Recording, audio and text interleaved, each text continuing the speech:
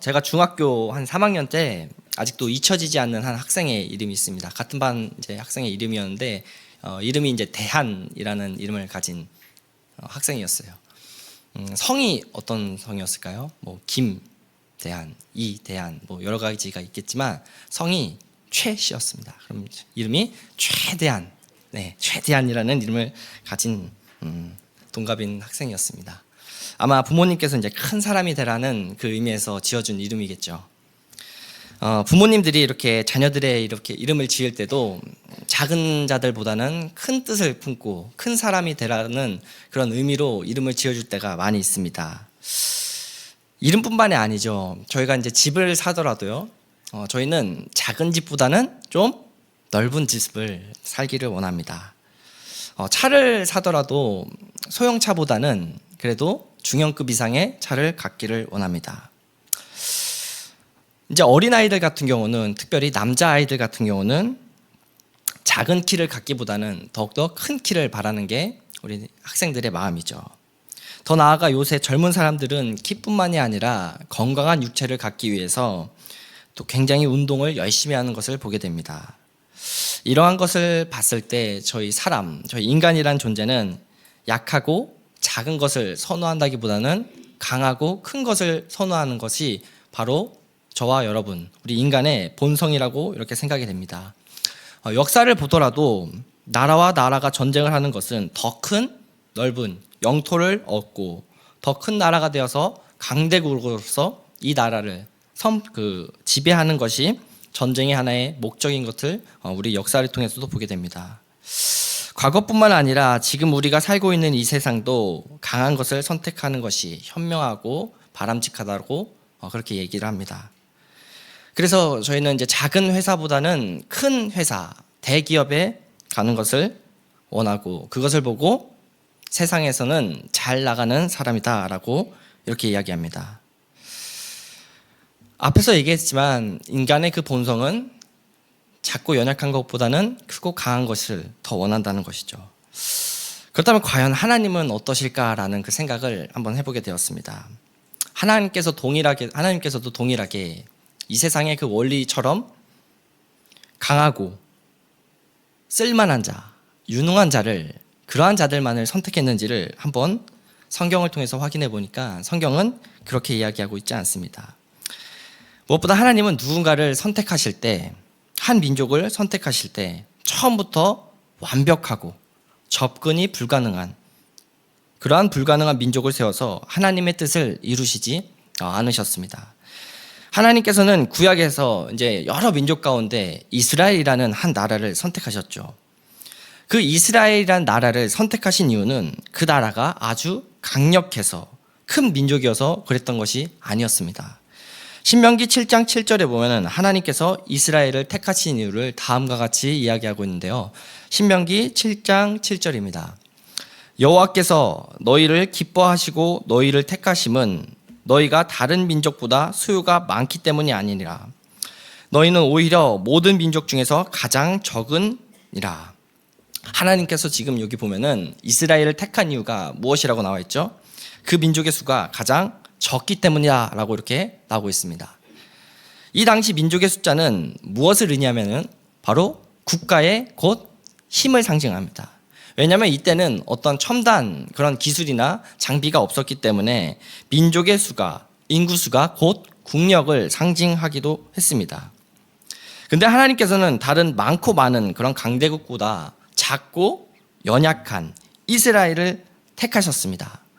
지리를 좀 잘 아시는 분은 알겠지만 이스라엘은 지리적으로 봤을 때도 동서남북을 보더라도 굉장히 침공을 당하기 너무나도 쉬운, 지리적으로 참 안 좋은 그러한 나라였습니다. 저희가 이 세상의 원리로 이 이스라엘이라는 나라를 봤을 때 내가 어떤 나의 뜻을 펼치기 위해서 어떤 나라를 선택한다면은 이스라엘이라는 그 나라는 전혀 옳은, 그 세상의 기준으로는 올바른 선택은 아니라는 거죠. 저희도 마찬가지죠. 내 뜻을 펼치기 위해서는 누군가와 함께 일하고 싶을 때는 강하고 유능한 자, 똑똑한 자, 그러한 자들을 선택하기를, 함께 하고 싶은 게 저희입니다. 근데 하나님은 아니라는 겁니다. 성경에 기록된 역사를 보면 하나님께서는 누군가를 사용하실 때 많은 경우가 세상적으로 참 약하지만 하나님을 전적으로 의지했던 그러한 자들을 통해서 하나님은 일하시며 역사하셨다라는 것을 보게 됩니다. 세상 기준으로 봤을 때는 대단해 보일 것들이 없는 자들이었지만 그들이 하나님을 붙들고 나왔을 때 하나님께서 그들과 함께 역사하시며 일하시는 것을 보게 됩니다. 이게 바로 성경이 저에게 가져다 두는 그런 역설적인 진리라는 것을 확인해 볼 수 있습니다. 우리가 살고 있는 이 세상은 강해야 됩니다. 그래야 승리할 수 있고요. 그래야 잘 살 수 있습니다. 그렇게 얘기합니다. 이러한 약육강식의 방식은 저희 시대에도 동일했죠. 그러면 오늘날, 오늘 본문에 있었던 그 바울이 살던 그 시대는 어땠을까요? 오늘 본문에 나온 고린도 지역의 사람들이 추구했던 것들은 오늘날 저희와 크게 다르지 않았습니다. 고린도 지역을 지배했던 그 분위기는 공적과 그런 인정, 그런 명예를 얻기 위한 자랑과 경쟁으로 표현할 수가 있습니다. 그들은 화려한 능력을 갖춘 그런 지도자들을 뽑을 때도 그러한 자들을 원했습니다. 교회조차도 크게 세상과 다르지 않았습니다. 유능한 자를 원했고 뛰어난 지도자를 원했습니다. 그리고 그 강함의 그 척도는 철저하게 자기 자신에 의해서 비롯이 되었습니다. 내가 힘이 강해야 되고 내가 지혜로워야 되고 내가 능력이 있어야 세상에서는 강한 자입니다. 근데 바울은 이에 대해서 그렇지 않다라고 다르게 얘기하고 있는 것을 보게 됩니다. 오늘 본문에서는 사도 바울은 그리스도인의 그 강함은 누구로부터 나오는지를 설명하고 있습니다. 나아가 그리스도인들이 안에 담고 있는 것은 무엇인지를 설명하고 있습니다. 그리스도인들이 외형적으로는 참으로 초라하고 세상적으로 그런 핍박과 어려움 속에서 때로는 실패자와 같이 있더라도 절대로 실패자가 아니요. 우리의 약함은 거기서 끝나지 않는 그 이유를 오늘 본문에서 이야기하고 있습니다. 오늘 본문에서는 바울은 보배와 질그릇이라는 그 단어를 통해서 바울 자신과 예수 그리스도의 그 관계를 설명하는 것을 보게 됩니다. 본문 7절 말씀 다시 한번 읽어보겠습니다. 본문 7절입니다. 우리가 이 보배를 질그릇에 가졌으니 이는 심히 큰 능력은 하나님께 있고 우리에게 있지 아니함을 알게 하려 함이라. 먼저 사도 바울은 자신을 질그릇이라고 이렇게 표현하고 있습니다. 질그릇이 무엇이냐라고 했을 때 잿물을 이렇게 입혀가지고 진흙으로만 이렇게 구워 만든 그릇을 뜻합니다. 이 질그릇에는 특징이 있습니다. 흙으로 만든 만큼 볼품이 별로 없고요. 굉장히 약하고 굉장히 깨지기 쉽다라는 그 특징이 있습니다. 고대 사회에서 이 질그릇은 가정과 그냥 시장 바닥에 평범하게 그냥 쓰이는 그러한 대량으로 생산 가능한 값싼 그릇이었습니다. 그럼 이 질그릇은 무엇을 가리킬까요? 여기서 질그릇은 바울이 연약한 자신의 그 모습을 고백하기 위한 그 이미지였습니다. 여기서 말하는 그 연약함은 육체와 어떤 외모에 대한 것일 수도 있고 바울 자신의 어떤 사역의 어떤 기술에 대한 것일 수도 있고 나아가 하나님 앞에서 모든 인간이 어떻게 가지는 원초적인 그러한 연약함일 수도 있습니다. 중요한 것은 무엇이냐면 바울이 자신이 연약하다는 그 사실을 부인하고 숨기기보다는 분명하게 선명하게 고백하고 그 자신도 스스로 그것을 인정하고 있다는 겁니다. 그리고 그 자신의 그 연약함을 외면하지 않고요. 철저하게 마주하고 받아들이는 것. 이것으로 또한 끝내지 않고 이 연약함으로 자신은 또 열등한 존재로 생각하고 있지 않습니다. 어떻게 그럴 수 있을까요? 우리는 저희 각자의 그 못하는 것을 보면 남들은 하는데 내가 무언가를 하지 못하는 것을 보면 남이 가졌지만 내가 가지지 못한 것을 보면은 저희들은 자연스럽게 마음 가운데 그러한 부족한 마음 그리고 섭섭한 마음 자기 자신에 대한 서운한 마음 심하게 빠지면 열등감에 빠질 수도 있습니다. 하지만 바울은 절대로 그러지 않은 것을 보게 됩니다. 이것은 나는 이렇게 연약하지만 나는 이렇게 깨지기 쉬운 질그릇이지만 약하고 볼품없는 참 평범한 그러한 존재이지만 내 안에는 너무나도 귀중한 세상 그 어떤 것과도 바꿀 수 없는 그 보배가 있다라는 것을 바울은 알았던 겁니다. 이 보배라고 이렇게 번역된 단어는 원어로는 테사우로스라는 그 단어인데요. 이것은 귀중한 것을 보관하는 그 창고에서 파생된 그 단어라고 합니다. 이 보배는 앞절 6절에 기록된 예수 그리스도의 그 얼굴에 있는 하나님의 영광을 아는 빛이라고 말할 수도 있고요. 좀 더 다르게 표현하면 복음이라고 얘기할 수 있고, 그것은 곧 예수 그리스도 그 자체라는 것을 얘기할 수가 있습니다. 따라서 여기서 말하는 이 보배는 예수 그리스도를 가리키는 것이죠. 바울은 자신이 깨지기 쉬운 질그리심에도 불구하고 담대하게 나갈 수 있는 것은 내 안에 계신 그분이 누구이시며, 그리고 내 안에 계신 그분이 얼마나 세상에서 그 어떤 것과도 바꿀 수 없는 가치 있는 가장 그 최상의 것이라는 것을, 바로 그 예수 그리스도라는 것을 알고 있었던 것입니다. 그래서 바울에게는 그릇이 중요하지 않았습니다.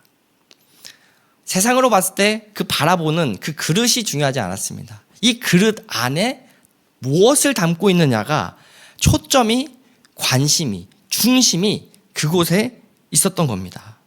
왜냐하면 그릇의 가치는 그릇에게 담겨 있지 않고요, 그릇이 무엇을 담고 있느냐에 따라서 그 가치가 결정된다는 겁니다. 그렇기 때문에 그릇은 보잘것없어도요, 그 안에 있는 그 질그릇이 너무나도 보배롭다면은 이 그릇과는 상관없이 나의 존재가, 나의 가치가 바뀔 수가 있다는 겁니다. 이것은 무엇을 의미할까요? 그리스도인의 그 가치가 어디로서부터 파생되고 어디서부터 나오게 된다라는 것을 이야기해 주는 거죠. 우리의 존재 가치는 우리 스스로에게 나오지 않는다는 것을 지금 얘기하고 있는 겁니다. 세상은 얘기하죠. 내가 성공해야 가치가 있다고. 사람들이 나를 많이 인정해 줘야 내가 가치 있는 존재라고. 내가 유명한 존재여야 내가 가치 있다라고 이야기해 줍니다. 사람들이 왜 명품을 좋아할까요? 이거 들고 있으면은 내가 그 명품의 가치로 여겨지기 때문이죠. 내 가치가 올라간다고 생각하죠. 하지만 오늘 본문 말씀은 우리의 가치는 이러한 것에 있지 않다라고 얘기합니다. 저와 여러분들 모두 가치 있는 존재입니다. 왜 그럴까요? 저희 안에 예수 그리스도가 있기 때문입니다. 우리가 정말 이 사실을 오늘 다시 한번 확인하고 나아가는 시간 되길 바랍니다. 사도 바울은 이것이 하나님의 심히 큰 능력이라는 것을 이야기하고 있습니다. 그리고 이 하나님의 심히 큰 능력의 그 목적은 우리에게 있지 않습니다. 연약한 사람인 그 바울이라는 질그릇에 하나님의 영광을 담아서 전하는데 하나님의 그 목적이 있습니다. 그 하나님의 목적이란 오히려 초월적인 능력이 바울 자신으로부터 나오는 게 아니라 바로 하나님으로부터 나온다라는 것을 이야기하는 것이죠. 우리가 그럼 이렇게 생각할 수 있습니다. 세상은 이렇게 생각하죠. 약하기 때문에 하나님을 의지할 수밖에 없는 인생이라면은 뭔가 이것은 축복보다는 저주라고 표현할 수 있는 게 맞지 않을까. 근데 반대로 그렇게 질문할 수 있습니다. 과연 그게 약하기 때문에 하나님을 의지할 수밖에 없는 것이 반대로 과연 저주라고 말할 수가 있는지, 반대로 처음부터 너무나도 강하고 유능해서 하나님을 의지하지 않는 인생이라면은 과연 그 사람이 갖고 있는 그 잘남과 강함은 과연 축복이 될 수 있는지를 우리가 고민해 볼 수가 있다는 것이죠. 여러분 혹시 덴마크의 한스 안데르센이라는 그 작가 아십니까? 그가 유명한 것이 하나가 있습니다. 어떤 걸로 유명할까요? 못생긴 걸로 유명했습니다. 특별히 어렸을 때 굉장히 못생겼다라고 합니다. 아이들이 놀림감으로 될 정도로 굉장히 못생겼다라고 합니다. 더불어서 집 또한 굉장히 가난했다라고 얘기합니다. 더 나아가 아버지는 알코올 중독 환자였습니다. 그래서 또한 학교도 안 보냈습니다. 못생긴 아이가 학교도 못 가고 알코올 중독자 아버지 밑에서 있다 보니까 동네에서 돌아다니니까 그러한 모든 아이들의 놀림감이 되었었죠. 그리고 왕따를 당하면서 이렇게 살았었죠. 안데르센은 맨날 그렇게 어렸을 때 어린 시절을 그렇게 보냈다라고 합니다. 그리고 훗날 안데르센이 커가지고 그의 회고록에는 자신의 어렸던 그 시절을 회상하면서 이렇게 얘기합니다. 나는 어릴 때 너무 못생겨서 너무나 많은 놀림을 받았다.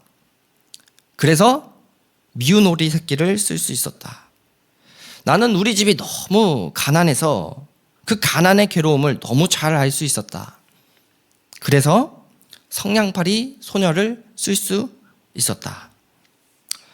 지금 생각해보니 어릴 때 가난하고 못생겼던 게 축복이었다라고 그는 자신의 어린 시절을 이야기하고 있습니다.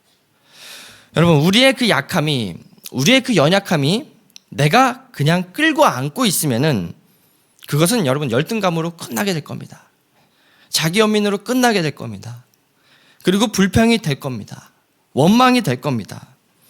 하지만 오늘 바울과 같이 그 연약함을 갖고 그대로를 인정하고 받아들이고 그러면서 이제는 자기 자신을 바라보는 게 아니라 내 안에 계신 그 그리스도를 다시 한번 바라봄으로써 그를 의지하면서 나아갔을 때 하나님의 일하심은 거기서부터 시작된다라는 겁니다.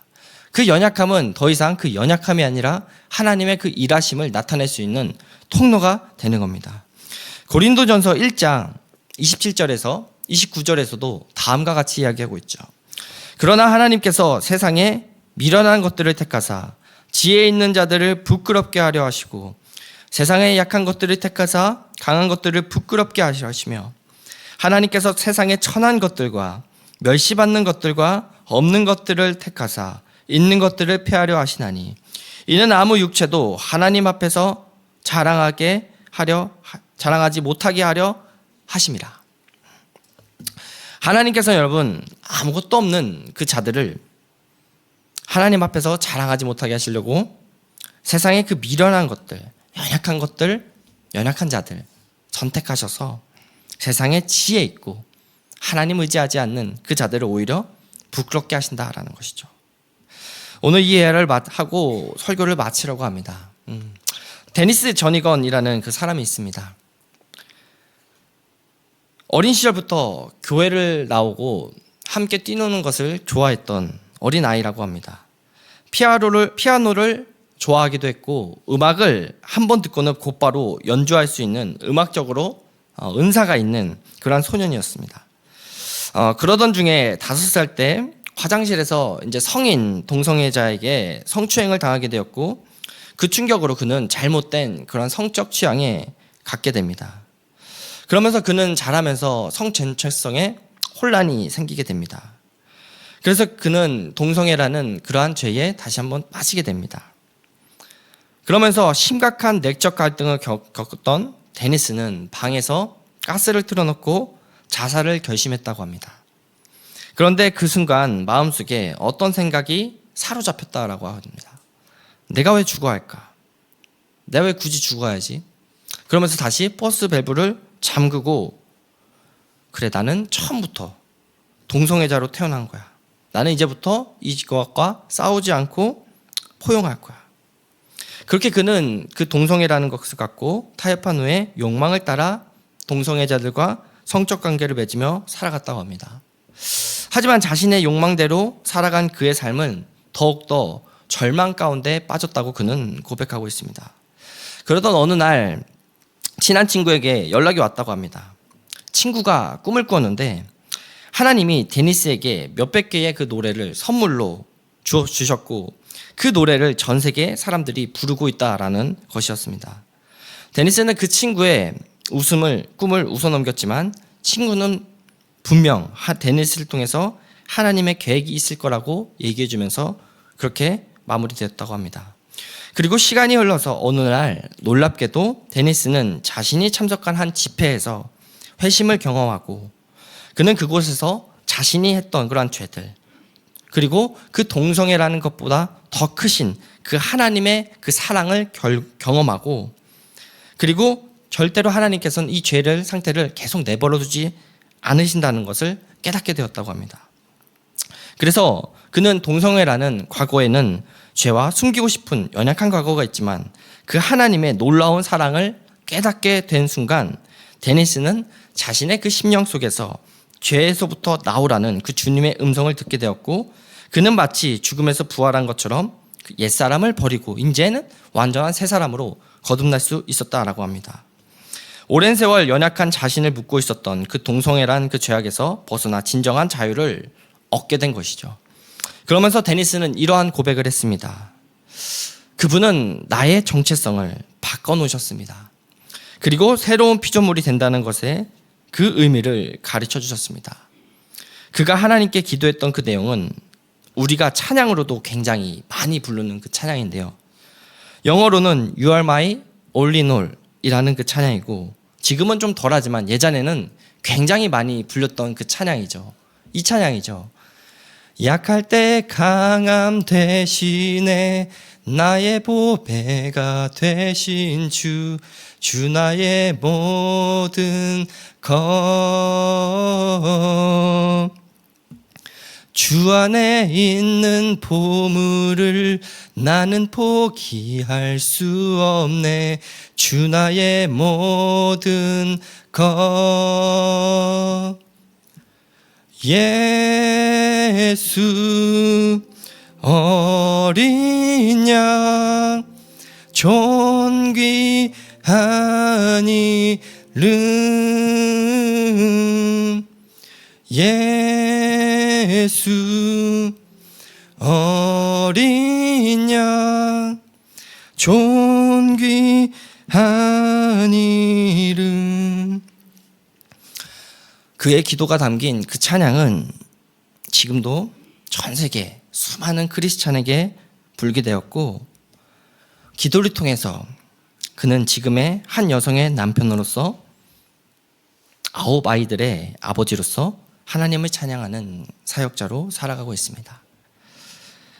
사랑하는 성도 여러분, 성도님들 각자의 갖고 계신 그 연약함, 그 약함은 무엇인가요? 우리에겐 다 그 연약함과 약함이 존재합니다. 이 세상 모두가 그 연약함을 갖고 살아갑니다. 어떤 것이 연약함이십니까? 어떤 외적인 것들, 가정의 어떤 환경들, 어떤 인간관계, 어떤 직장, 재정, 어떤 것이 연약하신 건가요? 약하고 불편하면은, 부족하면 저희가 불편할 수는 있습니다. 사람들에게 인정받지 못하면 때로는 외로울 수도 있을 겁니다. 자신감도 잃을 수가 있을 겁니다. 그런데 오늘 하나님께서는 저와 우리 성도님들에게 이렇게 말씀하고 계십니다. 너는 보배라고. 너는 세상에서 가장 귀한 그 보배라고. 왜요? 우리 안에 그 예수 그리스도가 계시기 때문입니다. 그리고 우리는 이것을 이제 알고 나의 능력이 나로부터 나오지 않고 내 안에 계신 그 예수 그리스도부터 나온다는 그 사실을 다시 한번 기억하며 그 소망을 갖고 연약함 때문에 쓰러졌지만 절망했지만 다시 한번 일어서면서 살아가는 우리 귀한 성도님들 한 분 한 분 되시길 주님의 이름으로 축복합니다. 우리 한번 이 찬양 부르면서 다시 한번 주님 앞에 나아갔으면 좋겠습니다. 나의 연약함을 주님 앞에 올려드리면서 우리 한번 이 찬양 부르겠습니다. 약할 때